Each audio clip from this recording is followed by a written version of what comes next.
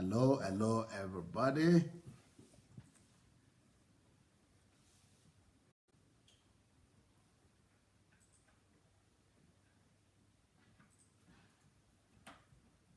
Rochelle White, always the first. Welcome, welcome, welcome.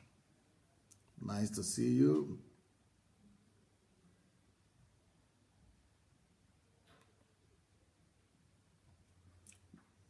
Mesonge, welcome. Adiola Disu. Please, as you people are coming on, why don't you go and share the message immediately? Let's be sharing the message immediately as you're coming in. Fumi Adewusi, welcome. Thoughtful writer, welcome. Laoluo Laoye. Cecile Caris. Shinwe Ananaba. Welcome. Abimbola, welcome. Anastasia McDonald is there. I've not seen her for some time. Bobo. Wow, South Africa. It's been a while. How are you, Bobo? Ravele. Muiwa, welcome. We are just finishing here the youth HMT, so I'm back in my regular place. Jegede, welcome. Amime, Williams, Ilo, Stella, Nuhu. Welcome, welcome. Anne-Marie. So we just had a wonderful, wonderful teenage HMT. We had Professor Chris Imafidon. He couldn't come, but he actually joined by Facebook. So he opened the eyes of the parents and the children alike. And everybody was very, very excited about this HMT and for children. And you should have listened to some of the thoughts from children and some of the ideas and some of their contributions. The first day, maybe they were a little bit restrained, but towards the end, this was a wonderful HMT and people contributed and things really went out great. Things really went out much more than we could imagine. So thank God for that. Thank God for Pastor Chris also spoke to them. Thank God for all the people who spoke, especially Professor Imafidon, and beautiful job, beautiful work. Okay, here we are. We continue to talk about the truth today. And what we have been talking about this week is why do people reject the truth? And that's exactly what we're talking about. Okay, the earlier program that we're just talking to the girls about it, that's why people reject the truth. People reject the truth for different reasons. Because they don't like the source of the truth. That's exactly what we saw demonstrated today. So they don't like the way the truth is dressed or the source of truth is dressed, then they reject the truth. So there are a lot of reasons why people reject the truth. Let me remind you again why people reject the truth. Number one, people reject the truth because it is contrary to what an authority figure has taught them. People would normally listen to what the authority figure in their life has told them. So it doesn't matter if the thing that the authority figure told them is a lie, but as long as they respect that person, they don't want to go against that person. They are no more interested. They don't even care for the truth anymore, as long as it is against or contrary to what they've been taught by somebody they respect or they love. So, but that is why we say we shouldn't be like that. We should be different. We should rather be more interested in researching for truth. We should rather be interested in finding out the truth, rather than just believing the truth because it is coming from someone that we so much respect. So then that was the first one. Then I did another one on the top, on the second part of that. I called it authority is good, that it's good to follow authority, but if the authority is not speaking the truth, or whatever this person is telling you or teaching you is not in conjunction with it, with truth, it's better to go for the truth. So I call that message, authority is good, but credibility is better. So credibility is what is based on truth. That should always be chosen above authority figure or what authority figures say. So, yeah, so credibility, authority is good, but credibility is better. So that is another one that we did on this series. Then I did, then the other one I did is called why, another reason why people reject the truth, why people don't believe the truth. They don't believe the truth because it's contrary to their belief system. So if the belief system, like yes, just today, I was not here this evening, but I'm going to use it because it's a good example. I don't know if some of you were there or not, but for those of you who are there, this is illustrative example right here.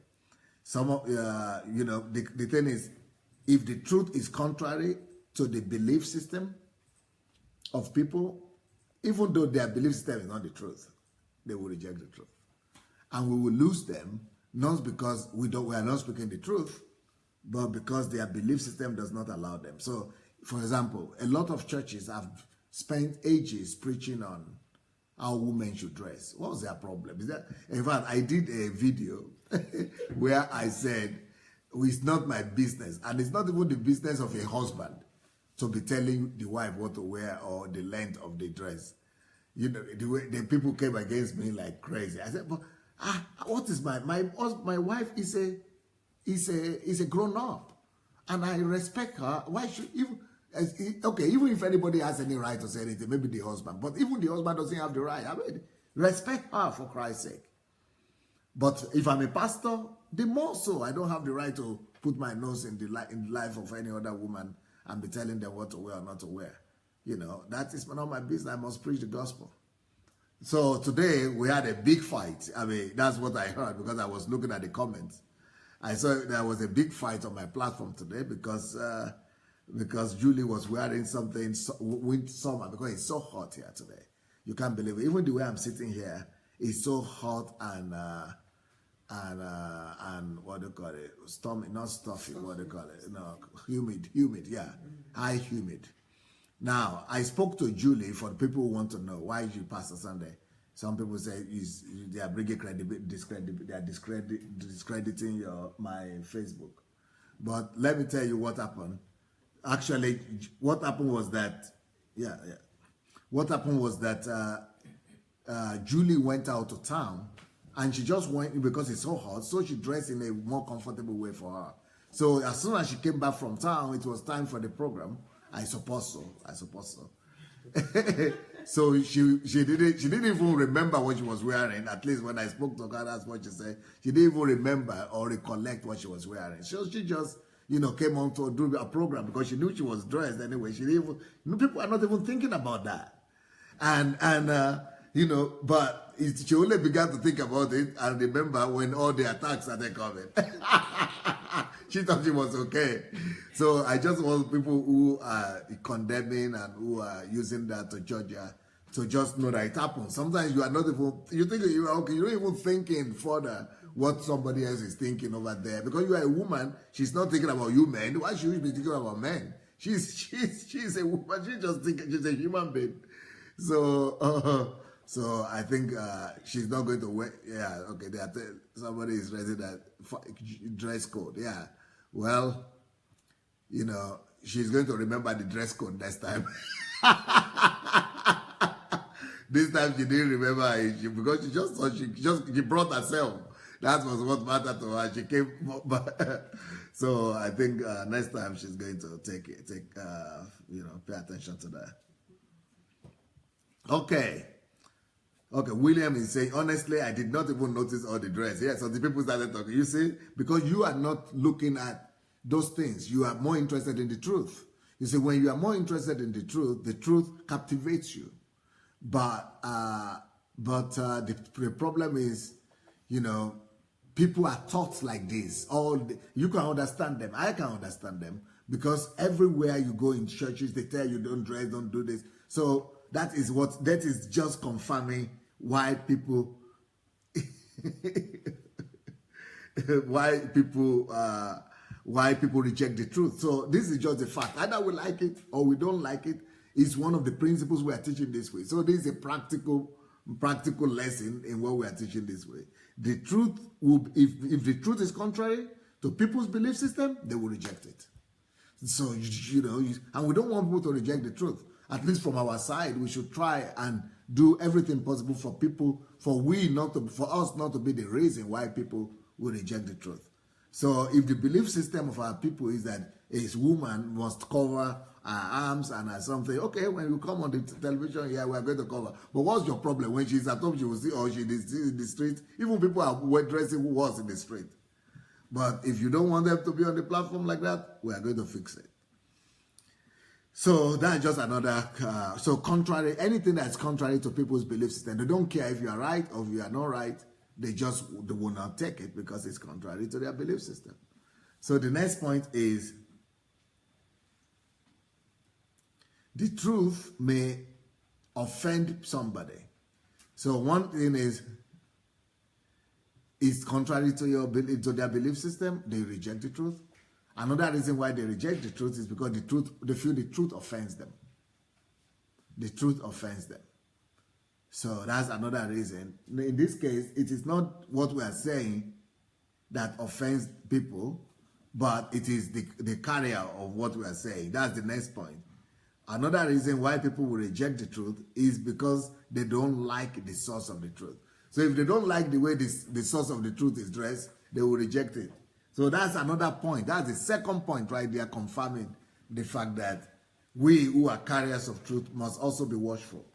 We must also watch out, because if we present ourselves and people don't like us as the source, they will reject the truth we are carrying. And then if the truth is contrary to their belief system, they will most likely reject it. Okay. Then I did that twice, the source of, if they don't like the source of your truth. That was two program I did on that one.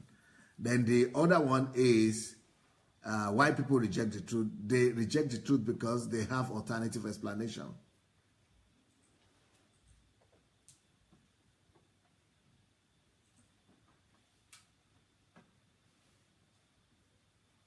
Okay. Pastor Chris Ogedegbe is defending the girls here. She's saying also the youth were supposed to come for that program, but they were so tired. So maybe Mayowa got Julie to fit in even before she changed. So sorry about that, family. Also, it really was very hot today in Ukraine. Yeah, very, very hot. So anyway, so another reason why people reject the truth is because they have their own alternative explanations. So when people think they have an alternative explanation, they reject the truth because they are so focused on their own alternative explanation.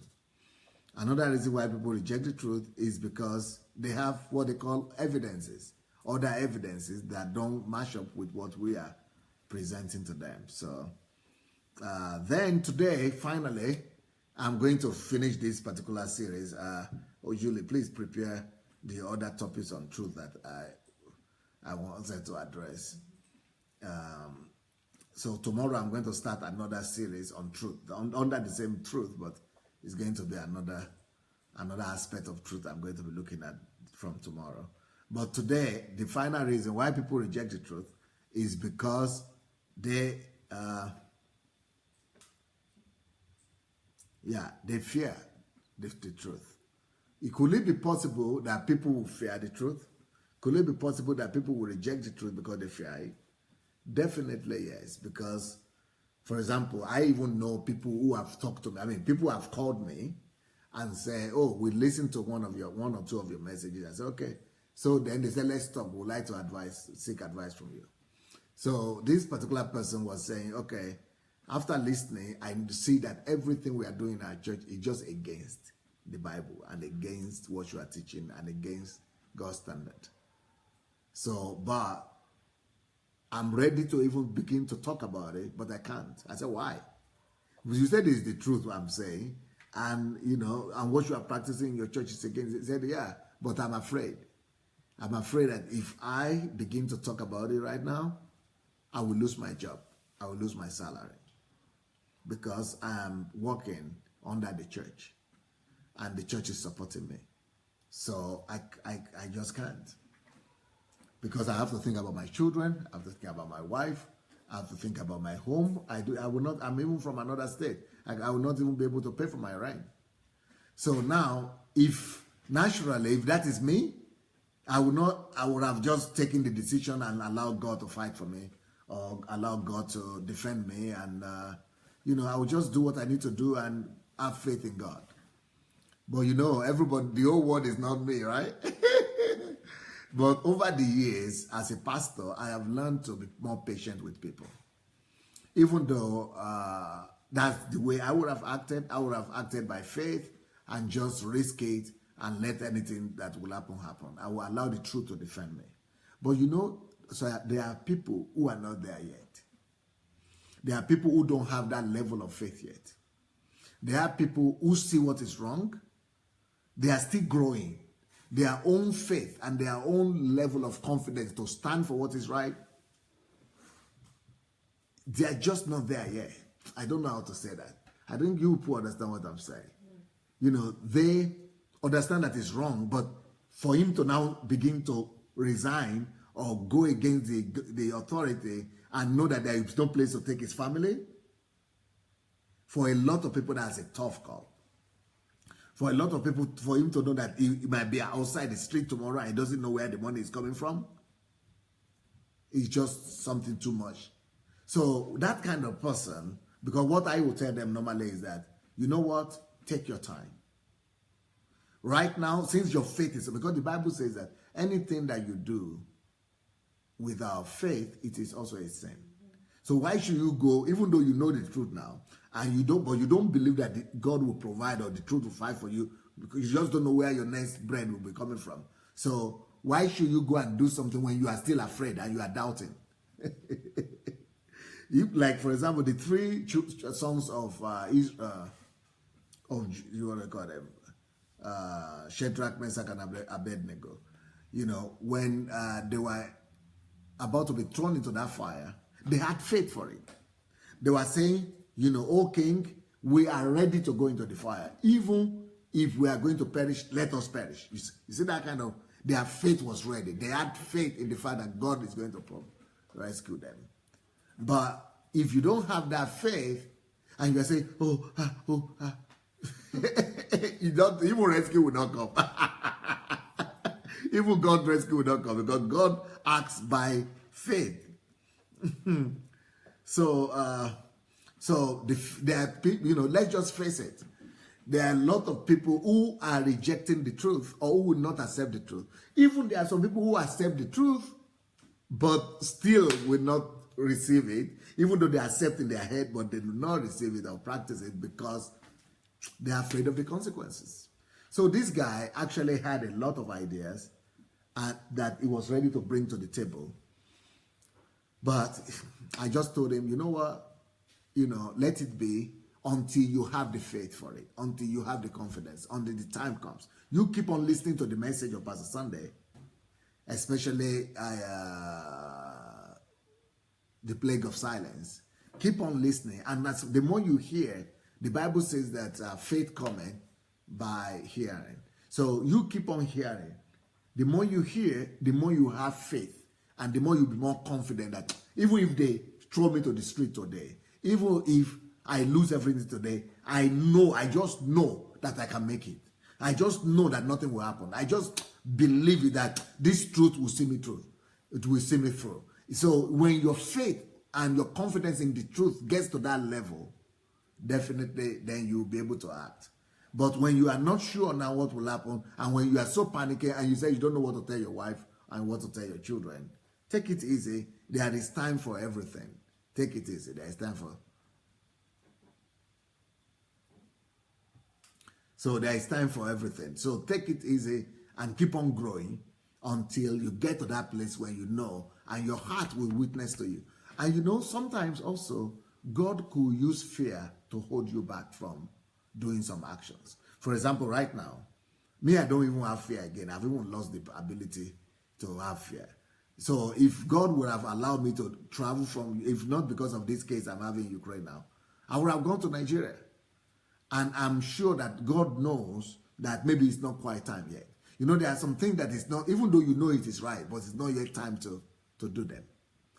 So you need to wait for that confirmation from your heart. You need to wait for that affirmation, that peace, when you know it is time to act. Like, for example, I know women who are even on this platform that their husband has been mistreating them so badly. Normally, what I would have said is that, what are you doing there? Come on, pack your stuff and leave. But yes, I could say that, and I say that normally to people. But I always tell them, don't do it because Pastor Sunday, I just say you should do it. Make sure that you have peace about it. Because some of them begin to tell me, oh, we want our children to have father. Well, we're afraid that we don't want them to grow up in a situation where they don't have a father. We want them to have. So once you are still having that fear that, you know, father or no father, okay, keep on growing. Don't worry. Go and listen to the messages, and, you know, the time will come for you. So when you know that, no, I can't bear this anymore, and you also have the faith that God will see you through, then you'll be able to leave. In other cases, people say, okay, if I leave, I don't even have any source of income. He's paying for the rent, or he's paying for the children's school, or he's supporting me. You know, I don't know where to go. And there's a lot of countries where they don't have the support system. So what do you tell that kind of person? To just go and risk it? Of course not. Even though it is the truth you are saying, but that truth has to mature in the heart of somebody. You know, it's like when I was small, I was in my village in Idomina, and I used to go with my grandmother to the farm. And my grandmother used to sow plant stuff. Especially, she used to plant, you know, different things. Guava, yam, cocoyam, they used to call it, and cassava, and all things like this. And it used to grow between each time, by the time we come back the next week or 2 weeks, each time we go back the next time, it's already growing. So I'm always saying, this thing is interesting though. We just put stick like this, just this tuber on the ground, and I'm seeing leaves now come out. And the same thing with corn, what they call maize, what they call corn. The same thing with corn. So one day I just said, oh, this thing is not difficult now. I didn't know there are rules. I saw the truth work. Because each time my grandmother put that thing there, and I used to be with her, put the corn in the soil, and after some time she comes back, the corn is already becoming tree. So I said, okay, me, I'm also a grown-up farmer now. So I didn't go to the big farm where we used to go. I just went to behind our house. I said, why don't you go farm? Now I'll just do my own here. And then go to school and brag to my schoolmates that I also planted a maize, and the thing grew. So I wanted to, you know, do that. So I went and put it there. But that second day, at 5 o'clock in the morning, normally before, even at 7, I don't wake up. But this time, because I planted it the evening before, so this time I woke up 5 o'clock in the morning to go and check the thing. Good. I removed the dust of the earth, the dirt. I removed it, and I saw the thing is still lying there. Nothing is growing at all. So I covered it back. I went to school. After school, all my friends didn't know why I was rushing home. I was rushing home to check on my maize, Joe.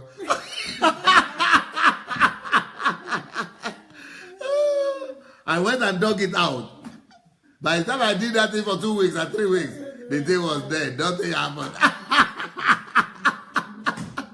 That is what happens with truth.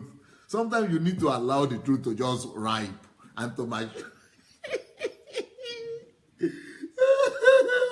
Big time farmer. I killed the thing. The thing never grew. Nothing came out. I thought it was a miracle my mother was doing. I didn't know there are some rules and laws behind it. So the same thing with the truth. So sometimes you allow the truth to mature. The same thing with these people who are coming to say, dress normally, dress, do. You know, we shouldn't shut them down and say, okay, it's your problem. Let the truth mature in them first. Let the truth take over them before, you know. So if they are getting confused about the way you dress, and why don't you dress properly? So that they, you know, you give them the opportunity to keep on hearing the truth. And when if you keep on dressing the way they don't like, you chase them away. You not just like me going there. It's just like me going there to uproot.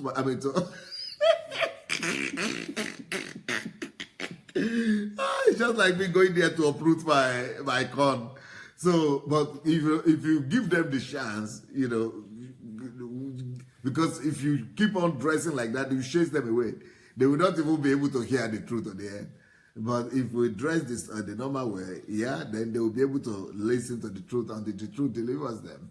So the same thing here with all people who might not be able to accept the truth, and we wonder sometimes why people don't accept our truth. Is because you know the truth needs time to take hold of them and to germinate, or because people are just afraid. Now I'm going to invite Mrs. Fisayo to come, if you don't mind. Huh? Because she's the one who is dressed most normally in this house today. Okay, Mrs. Fisayo, question. Have you been sharing my post, my messages, my live broadcast? Yes, I have. Okay, so how many friends do you have on your friend list? Almost 4,000. 4,000? Oh, yes. But I've not seen 4,000 follow you come to. I've not seen 4,000 follow you come and watch me here. Right. So what is happening? Are they not seeing it? They are seeing it. So will you now agree with me that a lot of people who are seeing and watching those your live broadcast, I mean, who are seeing your timeline, right, and are seeing my messaging, and are even seeing your encouragement or your share or things like that, even people you know, not even the 4,000 who are living somewhere elsewhere, but even the ones who are living in the same house with you, or in the same school with you, or people you know, will you agree though that some of them are kept away from coming to wash because of fear?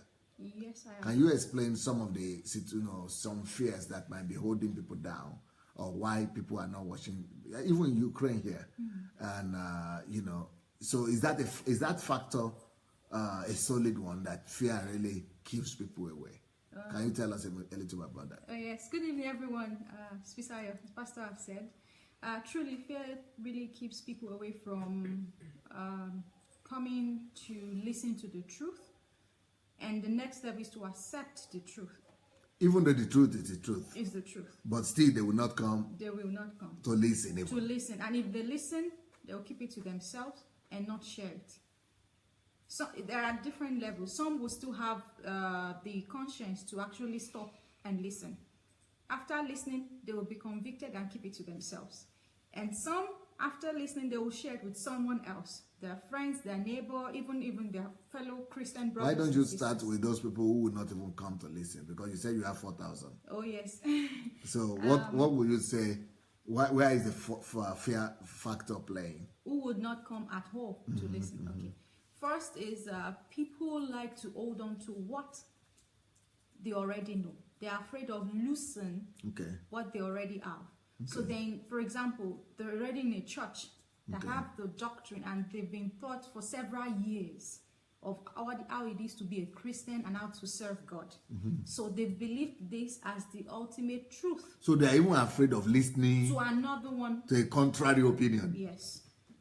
And some, not that they are afraid, but they've been told that anything outside their church is not complete.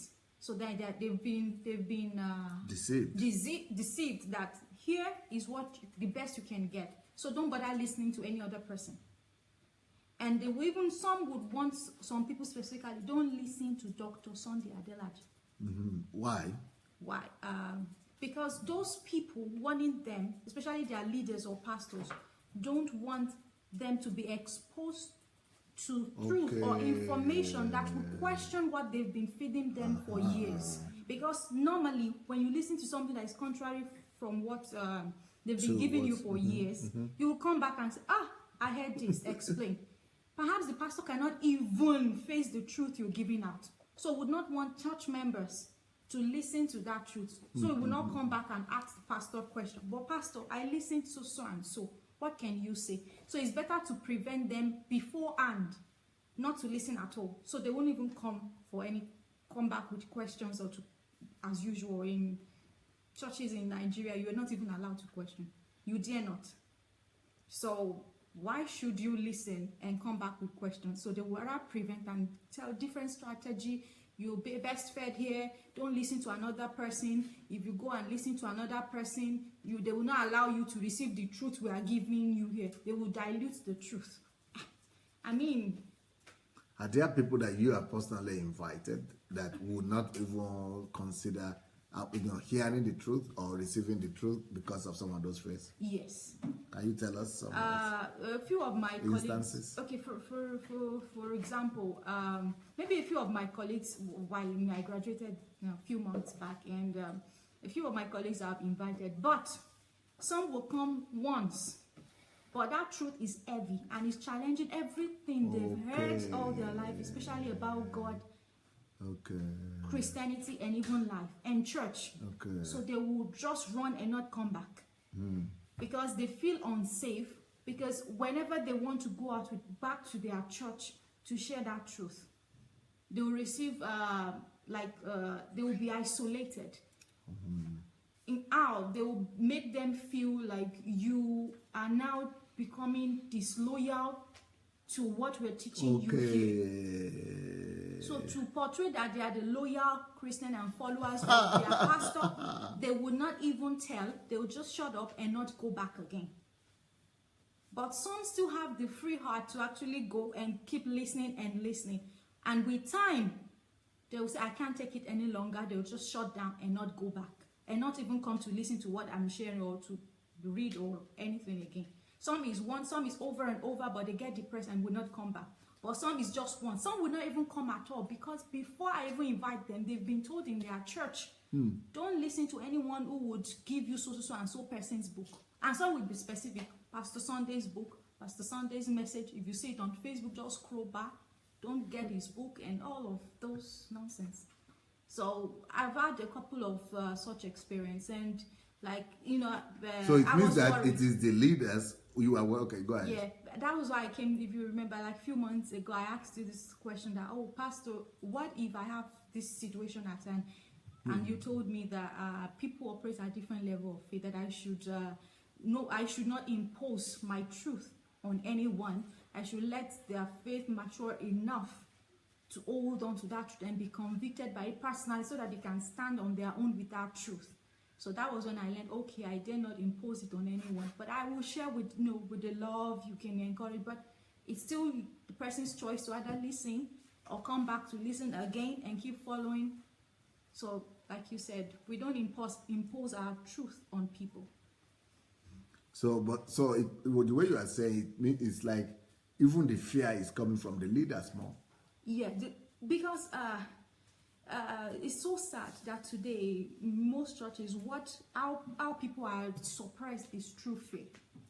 Fear that you will be isolated, fear that they would place curse on you, fear that God will no longer hear your prayer, that you will not prosper because you were disobeying the leader, fear of being different, fear of being left alone, and people, your fellow brothers and sisters, and just turning against you and telling you are now going against what they are teaching you in our church. So people don't just want to be left alone. People don't want to be isolated. People want to be in group and be accepted. So it takes boldness and a strong conviction to say, even if it's myself alone left with the truth, I will still stand. But most Christians have not reached that level. So the spirit, it's the spirit of fear that is being used in churches to suppress people. And that's how people. So the spirit of fear, is the spirit of fear just being used against the people, or the pastors really themselves are experiencing fear? Okay, it's both ways. The pastors are experiencing fear.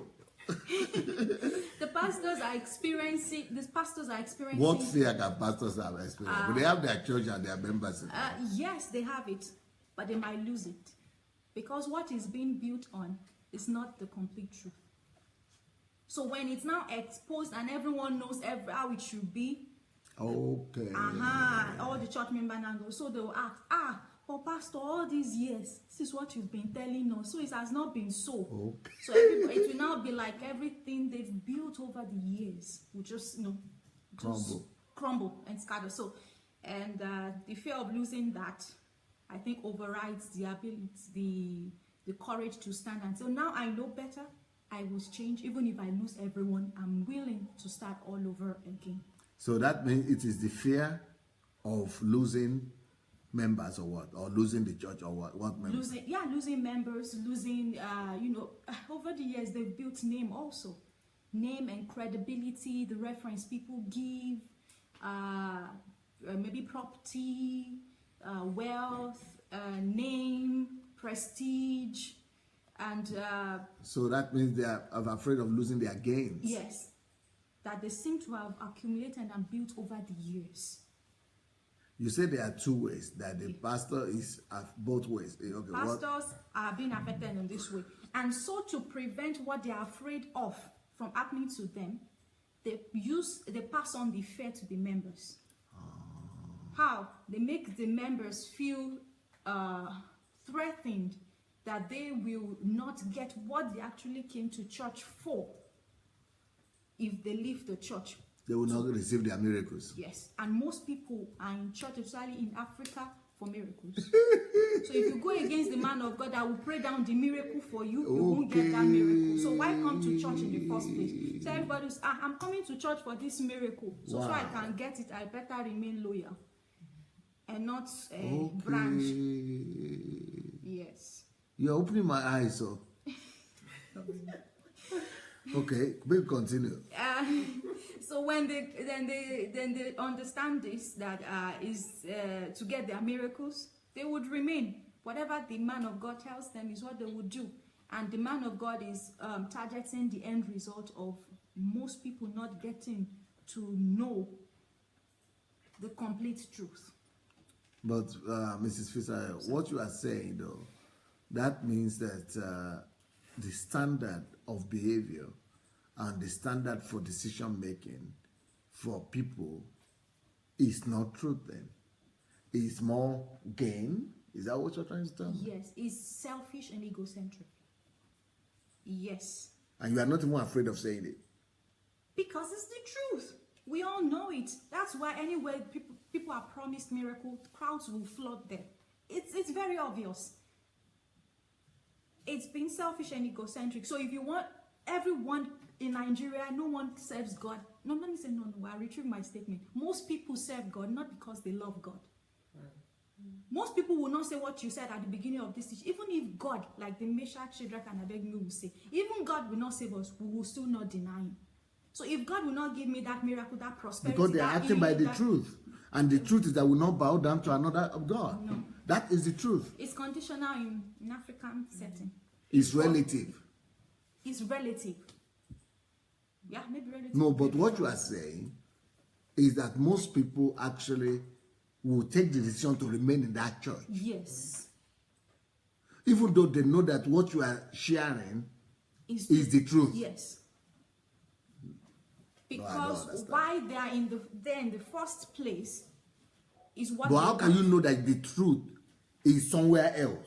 But that's somewhere. And you go the opposite direction. Because that's somewhere else, they've not seen the instant gratification.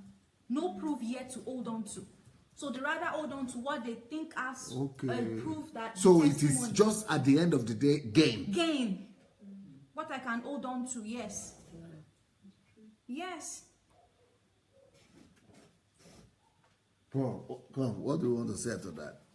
Well, I just feel like It sounds somewhat familiar. I think it's not only in an African setting that these truths apply, but in the post-Soviet setting too. And okay, I wasn't here while the Soviet Union was here and while it was falling apart, but I just hear some people say things, and it sounds kind of similar to this. People, they just want to hold on to something. So at some point, some things get so inculcated in their nature, the truth doesn't matter. You just need to keep doing things according to what's normal, or else you're just weird. You're a lunatic. I mean, how else can life function? After like 70 years of communism, for example, you have the iron fist. You have stay silent or else you'll get killed. And then suddenly the nation started being like open a bit after Gorbachev, and then things started falling apart. So there were more truths available, but still lots of people would run away from the truth because they were like, no, what about what I'm used to? What about my comfort zone? So people at some point, they don't care about the truth. If they can keep living in their own biomass lifestyle and just keep doing something every day, and they don't really need to do anything, they just need to go. I mean, they don't need to use their head. They just need to keep going the way that it's been already passed. No, they just keep like a hamster in a hamster wheel. Just keep going in circles and circles, not achieving anything, but they're doing something. So they feel as if they're going somewhere. And but it's scary to try something else. I mean, you've been taught this your whole life. That's just a standard, and then suddenly somebody is saying that, well, no, actually you could do it like this. And I think logic would tell them that, yes, actually I'm getting nowhere. I'm just running in circles. But then again, there's like, but I've always been running in circles. Why should I stop now? And that's it. So people just keep going, and I think that's... But what we've been teaching this week, Pearl, is that the truth should be the only basis for decision making. No, but humans like to act like creatures, like sheep. If the majority of the sheep are going that way, then I'm going to go that way too. Maybe there's a hole there. Maybe every sheep that goes there is falling into that hole. But hey, everybody's going there. I should go there too. And that's it. And then the truth doesn't matter. It's just like they said. But the truth is the only thing that matters at the end of the day. Yeah, but people don't think about the end of the day. They think about what they feel right now. They think about what they've been doing. They're comfortable doing the same things. Yeah. People don't have those values. They don't look ahead. They just, like I said, animals, instincts.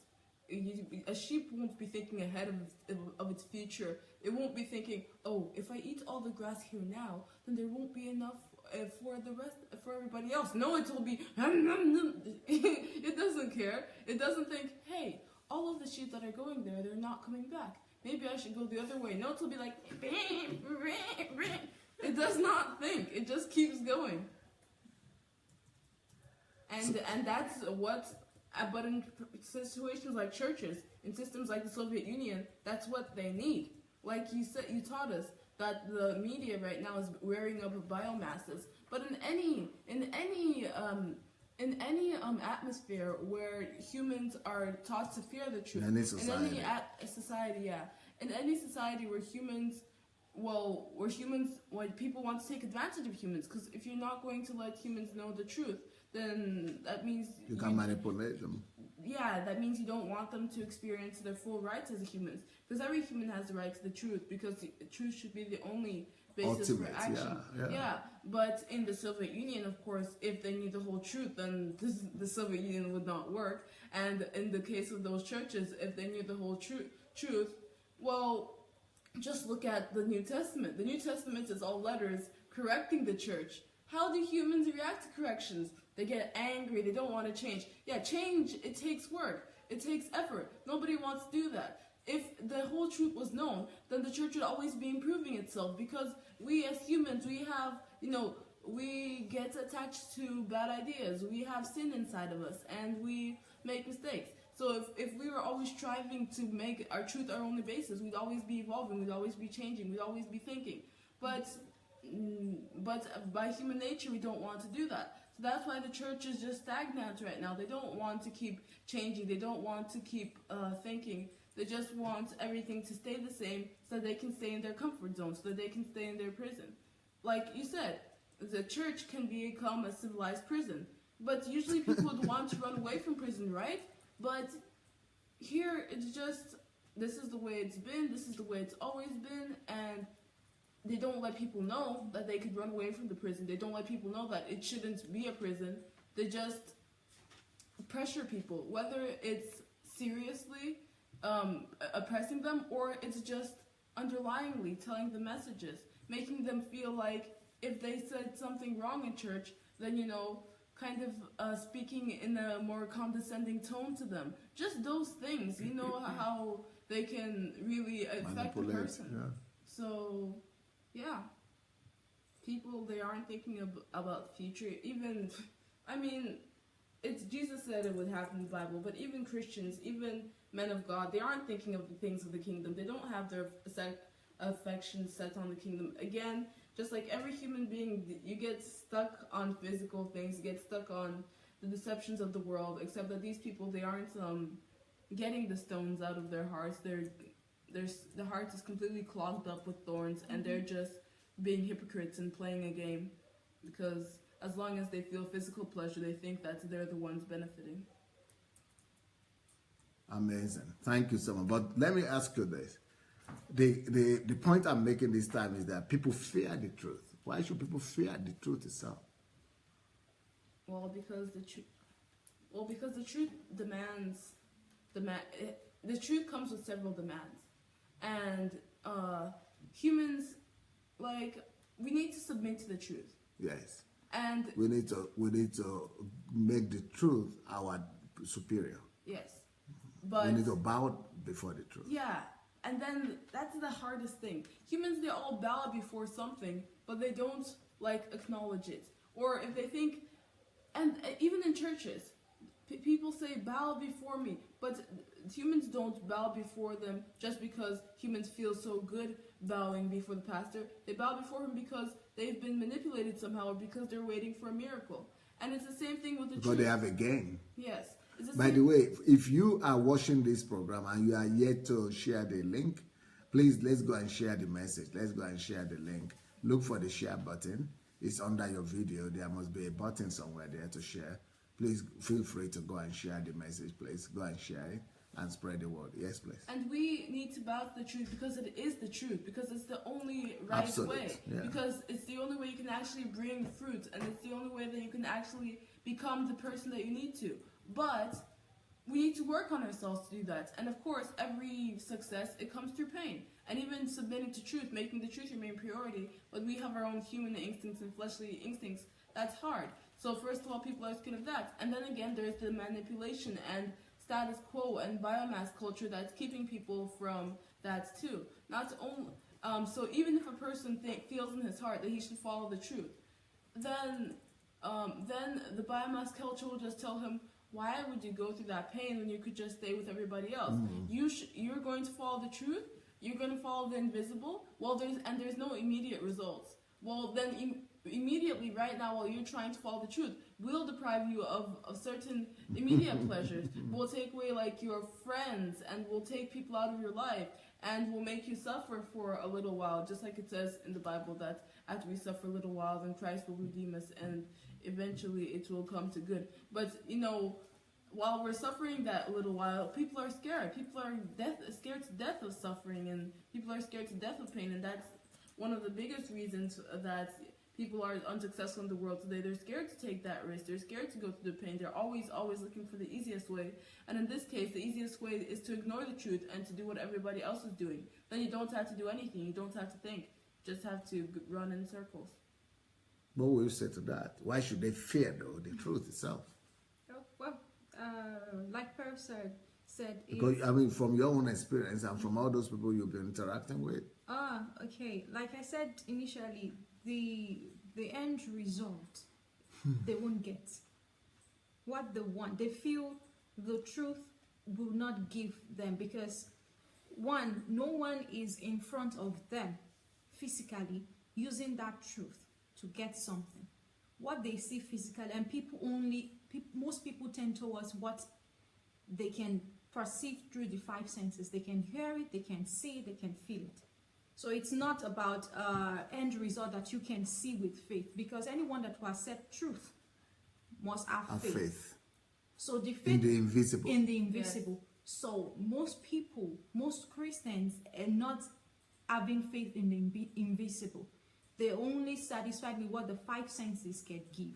So they think right now the five senses is given what this person is teaching me. So I go with that. So even if the truth, even though that is not truth, but when the truth comes and you are supposed to have faith in that truth to get things from the invisible, they won't do that. It's too challenging, and it seems unreal. To them it's like a risk that cannot be secured. So they will go with what they see physically. That is what is secure to them, and it's about the end result, the miracle result, what they want to get. And also, standing with the truth is it's hard work. It's hard work. There's no short corners, and most people are not ready for that hard work. And and that is why we keep waiting on God to do the work part. Okay. Yes. You wanted something? No. Okay. In my note here, one of the thoughts that I wanted to pass across is this. Sometimes people don't have the patience. People will not have the patience to examine the evidence of the truth, because they are afraid that in case that becomes the truth,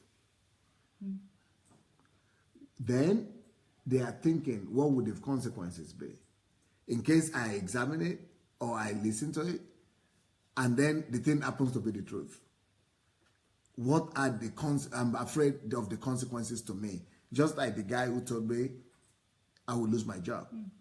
The church will not pay for my house or for my children or all that. Consequences. Why should people fear consequences of truth? Because, like, for example, coming to listen to Pastor Sunday and even hearing all these things. Why are people scared of listening to the truth? What consequences can truth bring? How can truth hurt them? Like you said, Pastor Sunday, before, that whatever truth you have, somebody will always be disputing it. So, first of all, there's the risk of social alienation and all of that. Social alienation. Yeah. But that's really just kind of scratching the surface, because like you said, that's public opinion. Yeah, that's public opinion. When you are in the local church, social alienation is so real. Yeah. Because you are in that church and you've been in that church for like a number of years, and all your friends are there, and the people you respect and the people your children play with. So social alienation, that fear could be understandable, no? Yeah. Yes, and yeah, I even listened to some. I listened to the story of Martin Luther King from a more psychological, not Martin Luther King, Martin Luther from a more psychological perspective, and you saw that in the period before he actually decided to come out with his thesis. With his theses and with his problems with the corruption in the Catholic Church, he was showing very many signs of fear and anxiety. Like once they were having a performance, it was during the choir, and he suddenly started like screaming during the performance, like I'm not, and like what is going on with him? He was so scared. After he had gone through his experience during the thunderstorm, he had become a monk, had been so faithful, he'd been doing everything Catholic, he'd been doing everything righteous, he'd been the most perfect little monk, and then he realizes that that's not the truth. That everything he's been taught all this time, he has to come and break it down. Like, think about it, like when Jesus was saying that the temple that the disciples were showing him, not a stone will be left upon a stone. Like, how scary is that? Such a massive building, such a tantamount building, such a paramount building, and it's just all torn down. And that's how it feels to people when what they've known their whole life, it's what has even become a part of them, you have to like break it now. That is terrifying to an extent. Yeah. And also leaving the certainty for uncertainty. To them, the new information, even though it's the truth, is uncertain. And the fear of survival kicks in. Survivor is just is an instinct in every self-preservation. Like this same example you gave. What of me? How would I feel? My family, my wife, my children, and it's not certain. So the fear to preserve me, my family, and to survive kicks in. So even though I have to compromise, but to still be surviving, I have to do that. And that the three Hebrews, they defiled the instinct, the stimulus for survival. And that's as if we perish, because the end thing is to perish. That's end of survival. The worst. Yes, that's the worst. To end surviving. So even if we perish, we perish. But how many can say that again? Even if I perish standing with the truth. Okay, for example, there was a time I did, is your church a cult? Right. Mrs. Fisayo, believe it. Most people who heard that said, actually, that almost all churches in their countries are practicing those things that qualify them to be a cult. So these people admitted that they are going to churches that are actually basically cults.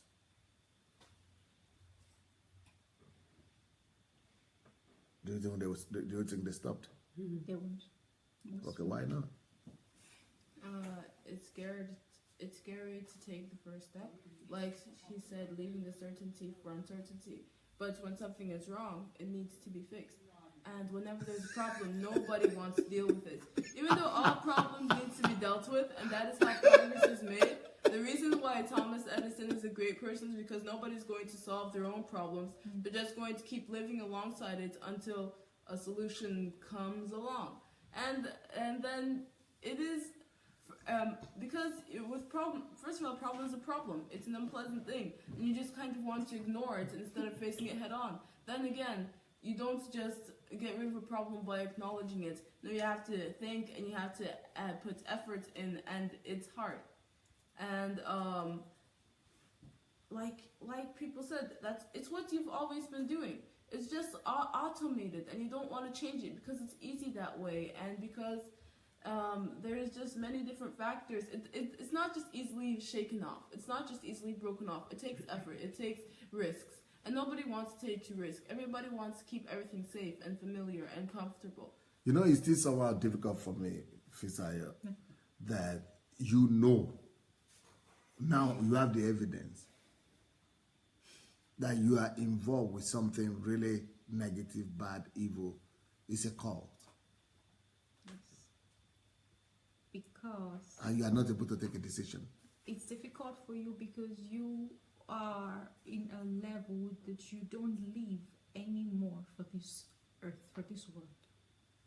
You see beyond. That's for me. Yes. So what about normal people? No, they don't see beyond now. That's why to preserve self and to survive kicks in, and just to be certain that I will preserve myself and my family is a must.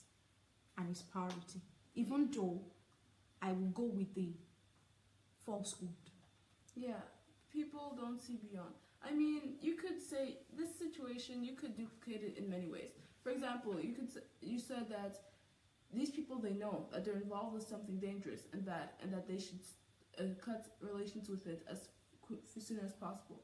But I say that, they're just used to it. And for example, say you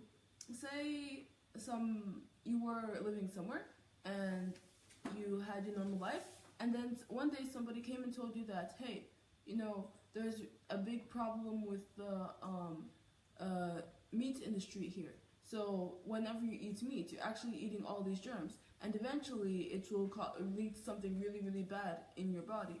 And there's lots of things right now that we eat and that are popular, but that are actually poison to us. But still, it's tasty. You can't see what's inside your body, so you're just gonna keep eating it and eating it because this is what I grew up with and all of that, and it's fine. But then when you actually get sick, that's when it's while you still have your burger and your chicken, yeah, I have diabetes. Well, it tastes good right now, so yeah, we're just used to it, and we don't want to go through the temporary pain in order to treat the virus, to get to the root. We just rather take a painkiller once or something, or just ignore the disease in general.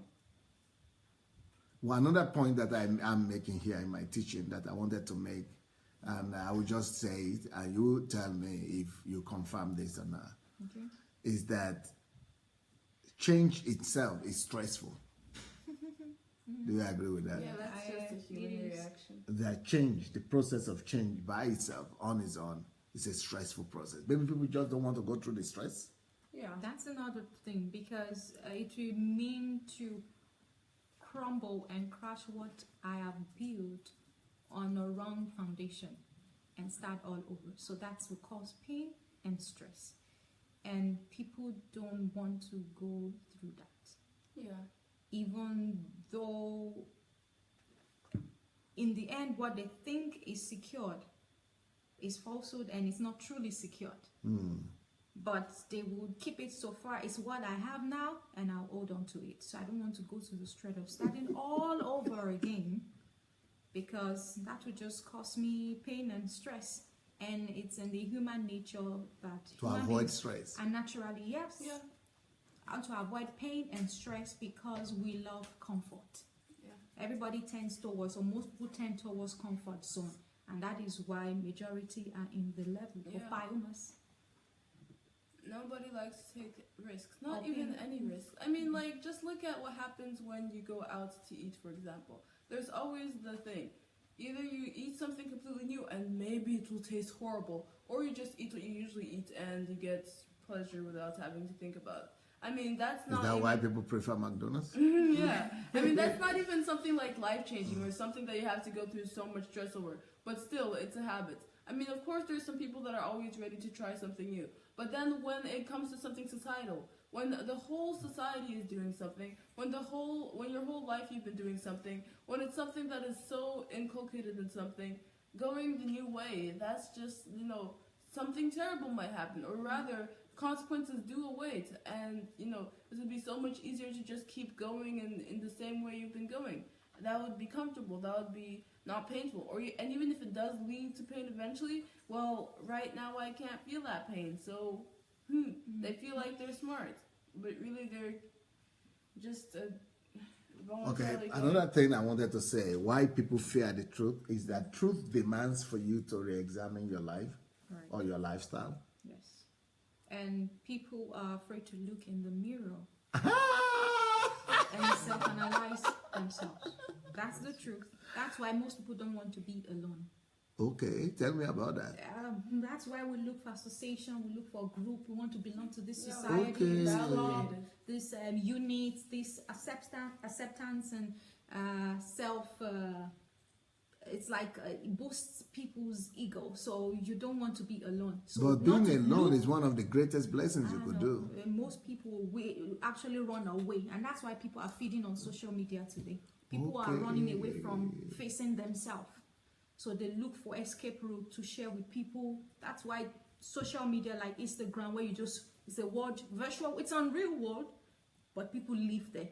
Facebook and Instagram and Twitter and a lot of these hangout groups. People don't want to be alone, because when you're alone, yourself is revealed to you. And most people don't want that. Yeah. So they look for escape route to run away from themselves and just stay with.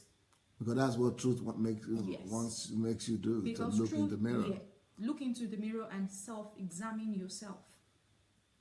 Yes, people have weaknesses and they don't want to deal with them. They'd rather just go and have somebody they just want to get validation from other people so that they can feel like they don't really have that many weaknesses, or that they can live without dealing with their weaknesses. And the truth is that every single person has to deal with their weaknesses. They want to fulfill the purpose that God created them for, but still it's really hard. I can even see myself in that.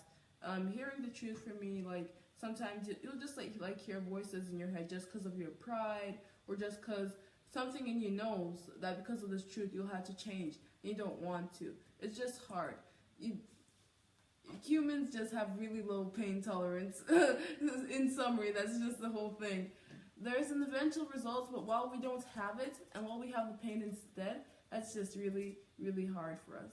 But there's nothing you can do against the truth, only for the truth. But we're still running away. You can never win. Still, we've run away from the truth once, and we think we are safe. Yes, it's we think we're safe from the pain. Until the pain of running away kicks in, becomes more becomes than the eternal pain. Become more than the pain of facing it. Then you have to face it. Yes, but people would rather wait till that end time. Then time is wasted, life is wasted, and a lot of losses have been suffered. Okay, there is another thought that I wrote down here. Truth always demands that you modify your views and your belief system. Right. Could that be another reason why people fear? Yes. Hearing and receiving, accepting the truth? Every person is the center of his own world. They think that everything that they know and everything that they agree with is everything that is known and everything that is right. And then when you discover information that completely changes everything you know, that's not okay. Especially for those in place of authority. All these years you've been declaring what you've been calling the ultimate truth and nothing but the truth.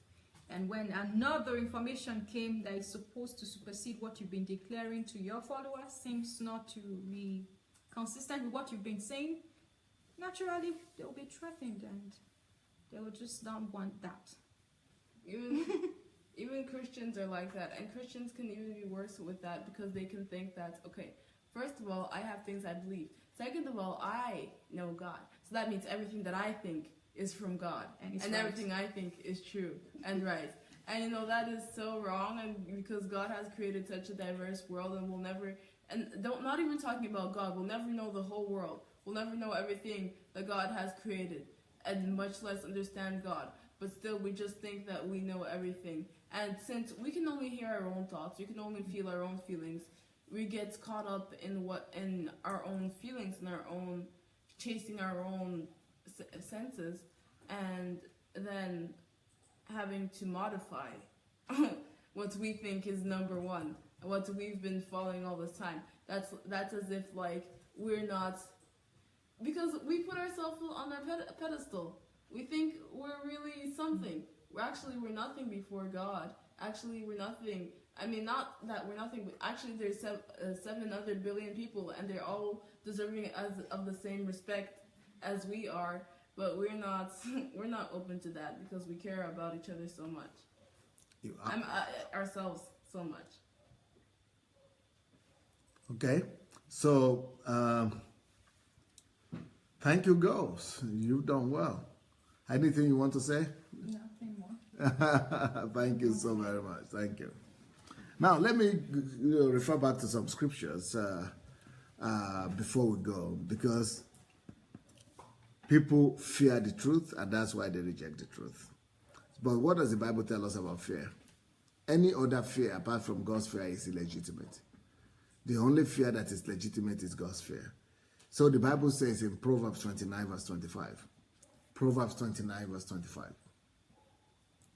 Proverbs 29, 25 says, "The fear of man brings captivity, bondage, and snare." The fear of man brings a snare. That is captivity, bondage. So whenever you are afraid of men or men's system or what men could do to you or against you, you will be in bondage. Because control, that brings control. So, when people know the truth, the only thing to fear really is the truth. And the fear of man is going to put you in bondage. So when you are afraid of what your pastor will say, what the church will say, even though you know the truth, well, you will never be free. But the Bible said that God brought us freedom. And unto freedom he has called us. So if we are called to freedom, you lose that freedom immediately, you begin to fear people. Or you are afraid of people's opinion. So it's better to embrace the truth, which will set you free, because the truth sets free eventually. You shall know the truth, and the truth shall set you free. So the truth will set you free. Why whatever you are fearing, the fear of men and their opinion, will eventually put you in bondage, even though it might look like a temporary relief and a preferred position right now. So the fear of man brings a snare. But whosoever trusts in the Lord, fears in the Lord, is safe. So truth brings safety. And fear of men and men's opinion brings captivity. The fear of God brings safety. So the only legitimate fear to have in life is to fear God. Any other fear is counterproductive. In Hebrews chapter 2 verse 15, this is one of the very same reasons that Jesus went to the cross. He went to the cross to deliver us from such fears. Because it says in Hebrews 2:15, and release those, he went to the cross to die, to release those who through fear of death were all their lives subject to bondage. Fear, bondage. Fear is equal to bondage. Fear of man and fear of death, they put you in bondage. So Jesus went to the cross to break that fear by making us to rely on him and to fear only God. Not fear death, not fear people, but fear God and love the truth. Job confirms that statement and that idea. Job 28 verse 28. It says, and to man is said, behold, the fear of the Lord is wisdom, and to depart from evil is understanding. So it is the fear of God that is the only legitimate thing to do. The only fear that is legitimate, the only fear that is reasonable is the fear of God. The fear of God is wisdom. But any other fear, is bondage. And the fear of God will deliver you from evil. While the fear of men will put you into danger of evil. So to be afraid of truth is counterproductive, because the truth will come to either vindicate you or to condemn you. The truth will come and speak for itself at the end of the day. And you will not be able to withstand the truth. And nothing will be able to defend you against the truth. The truth will win anyway. You will never win against the truth. The truth will always win. So let us love truth rather than fear truth. And let us abide by that truth.